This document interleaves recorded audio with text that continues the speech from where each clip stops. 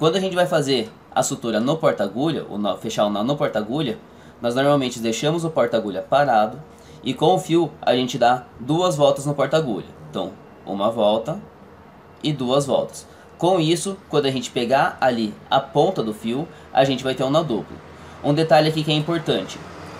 Essa parte de trás do fio, essa região aqui, se você deixa ela muito longa, você acaba desperdiçando muito fio e atrapalhando você mesmo. Porque quando você puxar aqui, vai formar um laço.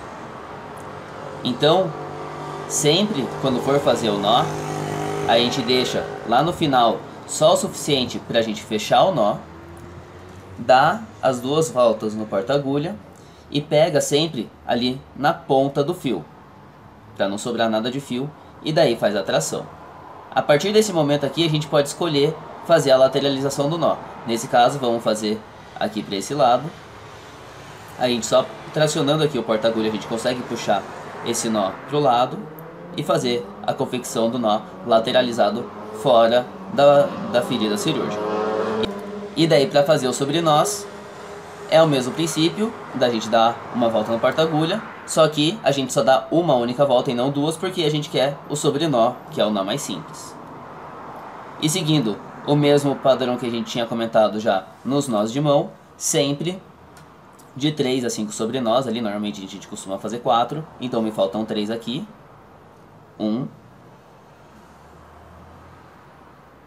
2 e 3. E tá feito o meu isolado simples. Para cortar esse fio aqui, a gente tem uma forma de fazer a apresentação do fio para o auxiliar ou para a pessoa que for cortar saber como você quer que corte esse fio.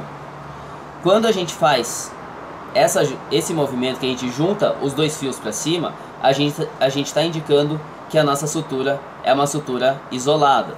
Então que daí a gente vai querer cortar os 2 fios juntos. Vocês vão ver mais pra frente, quando a gente quiser fazer uma sutura contínua, o que a gente faz é o fio que tem o resto da agulha, a gente mantém ele esticado na direção da ferida e só mantém o outro para cima. Com isso, o seu auxiliar tem que saber que você só quer que corte esse fio aqui e vai manter o outro intacto para você poder prosseguir com a sua sutura contínua. Então aqui. Um outro detalhe também, quando vai cortar com a tesoura o fio de sutura, é da gente sempre lateralizar a tesoura, não cortar com a tesoura reto, sempre com a tesoura, chegar com a tesoura e enviesar ela dessa maneira para poder fazer o corte, porque com isso a gente sempre vai ter uma segurança de uma quantidade de antena ali, ó, de fio que a gente vai deixar na nossa ferida, na nossa sutura. Isso é necessário que a gente tenha um pouco dessa antena aqui, dessa sobra de fio acima do nó, porque se ficar muito rente, assim por exemplo, como eu deixei uma das antenas muito rente, corre o risco desse fio se soltar. E também acabar deixando muito longo é material desnecessário para o paciente ter que absorver ou ter que isolar depois dentro do organismo de maneira desnecessária. Então a gente normalmente tem essa medição ideal para o corte do fio de sutura com a tesoura inclinada. Chega com a tesoura, inclina ela e corta. Se o cirurgião quiser que o ponto seja mais longo ou mais curto, daí ele pede.